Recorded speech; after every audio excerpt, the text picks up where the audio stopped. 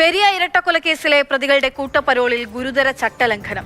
ജില്ലാ probation ഓഫീസറുടെയും local പോലീസിന്റെയും report തേടുകയോ പ്രാദേശികമായിട്ടുള്ള ക്രമസമാധാന പ്രശ്നം പരിശോധിക്കുകയോ ചെയ്തിട്ടില്ല. ഹൈക്കോടതി ഉത്തരവിൽ പരോൾ വ്യവസ്ഥയിലെ മാറ്റം മാത്രം. ഉത്തരവിന്റെ പകർപ്പ് മാതൃഭൂമി ന്യൂസിന് ലഭിച്ചിരിക്കുന്നു. സാരംഗ് സുരേഷ് വിവരങ്ങളുമായി ചേരുകയാണ്. സാരംഗ്, ഏതൊക്കെ തരത്തിൽ ഉള്ള ചട്ടലംഘനമാണ് ഈ പരോളുമായി ബന്ധപ്പെട്ടുകൊണ്ട് ഇപ്പോൾ കണ്ടെത്തുന്നത്? അക്ഷയ, മുൻകാലങ്ങളിലെല്ലാം പ്രതികൾക്ക് പരോൾ നൽകുന്ന സമയത്ത് കൃത്യമായ രീതിയിൽ തന്നെ ജില്ലാ പ്രൊബേഷൻ ഓഫീസറുടെയും അതോടൊപ്പം തന്നെ ജില്ലാ പോലീസ് മേധാവിയുടെയും ഈ കുറ്റകൃത്യം നടന്ന പ്രതികളുടെ വീട് ഉൾപ്പെടുന്ന മേഖലയിലെ ലോക്കൽ പോലീസിന്റെയും അടക്കം റിപ്പോർട്ട് തേടിയതിനു ശേഷമാണ് പ്രതികൾക്ക് പരോൾ അനുവദിക്കാറുള്ളത്. ഏതെങ്കിലും തരത്തിൽ ക്രമസമാധാന പ്രശ്നത്തിനുള്ള സാധ്യതകൾ ഉണ്ടെങ്കിൽ ആ പരോൾ ുള്ള അപേക്ഷ മാറ്റിവെക്കുന്ന ഒരു രീതിയുമാണ് പൊതുവെ നമ്മൾ കണ്ടുവരാറുള്ളത്.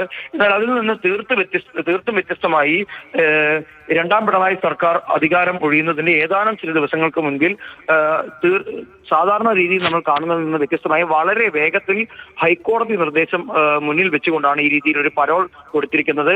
ഈ പരോൾ നൽകുന്നതുമായി ബന്ധപ്പെട്ട് ജില്ലാ പോലീസ് മേധാവിക്കോ ജില്ലാ പ്രൊബേഷൻ ഓഫീസർക്കോ ബേക്കൽ പോലീസിനോ ഒന്നും തന്നെ യാതൊരു തരത്തിലുള്ള അറിവുമില്ല. മാത്രമല്ല, പ്രദേശത്ത് ഇതൊരു ഇരട്ട കൊലപാതകം നടന്ന ഒരു കേസാണ്. മാത്രമല്ല, രാഷ്ട്രീയ സംഘർഷം നിലനിന്ന ഒരു മേഖലയാണ്. അപ്പോൾ അങ്ങോട്ടേക്ക് അവരുടെ സ്വന്തം വീടുകളിലേക്ക്, സ്വന്തം നാട്ടിലേക്ക് പ്രതികൾ മടങ്ങുമ്പോൾ അവിടെ ഉണ്ടാകാനിടയുള്ള ക്രമസമാധാന പ്രശ്നങ്ങളുണ്ട്.